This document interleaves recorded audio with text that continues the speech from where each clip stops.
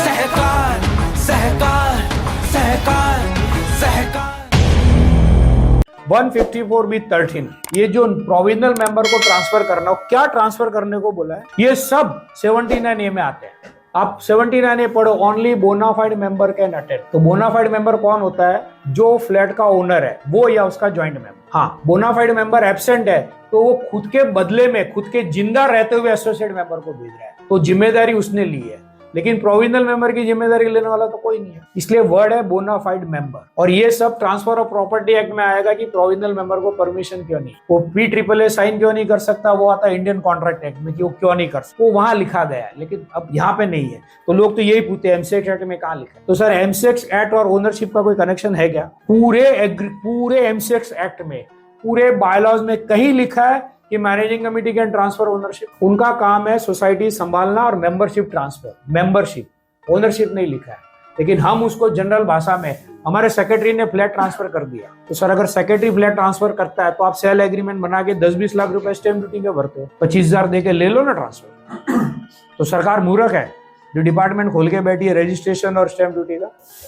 अब आता है transfer of interest on the death of a member of a society, the society shall transfer share right title and interest in the property of deceased member in the society.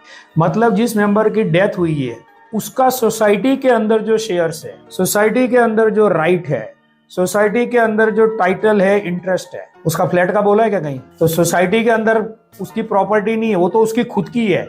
ये लिखा गया कि society के अंदर उसका क्या अधिकार है, तो सोसाइटी के अंदर उसका सिर्फ 250 रुपए का शेयर है। इसको लोग पढ़ते हैं कि ये राइट टाइटल, ये टाइटल वर्ड कंफ्यूज करता है। आपको मैं राइट टाइटल इंटरेस्ट का डेफिनेशन देता हूँ। राइट मतलब ये प्रॉपर्टी यूज करने का राइट, टाइटल मतलब इस प्रॉपर्टी की ओनरशिप, और इंटरेस्ट मतलब इस प्रॉपर्टी का बेनिफिट का मैं मालिक। तो जब दुर्भाग्य से फादर की डेथ होती है तो बेटे को है ना खाली राइट मिलता है यूज करने का, ओनरशिप नहीं, इंटरेस्ट नहीं मिलता है। ये डिफरेंस कोई पढ़ता नहीं है। राइट टाइटल इंटरेस्ट 3 चीज लिखी है।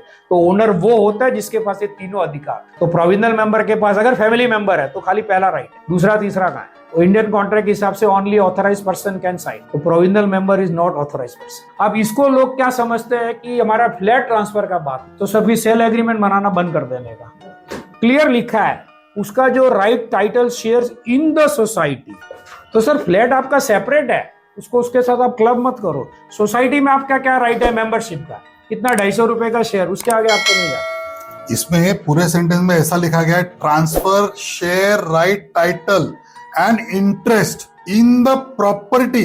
यहाँ पे हम लोग कंफ्यूज होते हैं। इन द प्रॉपर्टी यानी क्या? प्रॉपर्टी मेरा कौन सा है? फ्लैट। तो ये इन द प्रॉपर्टी को मैं as a common man flat को रिलेट करता हूं। प्रॉपर्टी की 2 डेफिनेशन होती है, मूवेबल और इमूवेबल। मूवेबल शेयर सर्टिफिकेट जो यहाँ से वहां लेके जा सकते, और इमूवेबल मतलब जो फिक्स है। तो ये जो प्रॉपर्टी बात कर रहा है वो शेयर्स की बात कर रहा है, वो डिफाइन करना जरूरी है। हम लोग जनरली प्रॉपर्टी को ये जमीन जायदाद ही समझ। आपका गोल्ड भी प्रॉपर्टी है, बैंक FD भी प्रॉपर्टी है, शेयर्स जो डिजिटल क्या बोलते हैं डीमेट में वो दिखते हैं क्या कहीं, वो भी प्रॉपर्टी है ना। तो प्रॉपर्टी के डेफिनेशन में सब आता है।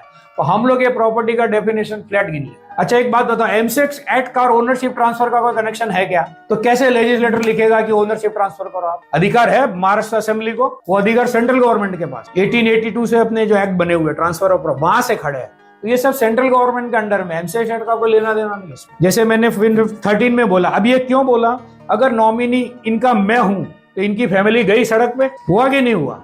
इसलिए परमिशन नहीं है। आप उसका आगे का नेक्स्ट स्टेप तो सोचो कि क्यों परमिशन नहीं है, ये लॉजिकली। और दूसरा ट्रांसफर ऑफ प्रॉपर्टी एक्ट, मुझे ट्रांसफर करेगा कौन? क्योंकि जो आदमी का प्रॉपर्टी था वो तो मर गया, तो बचा क्या? Indian succession act. तो वो प्रोसेस का पूरा हुआ है। तो मैं तो इंडियन सक्सेशन एक्ट में आता ही नहीं, क्योंकि मैं लीगल हेयर तो इनका हूं नहीं, तो मेरे को कैसे प्रॉपर्टी? सहकार सहकार सहकार सहकार।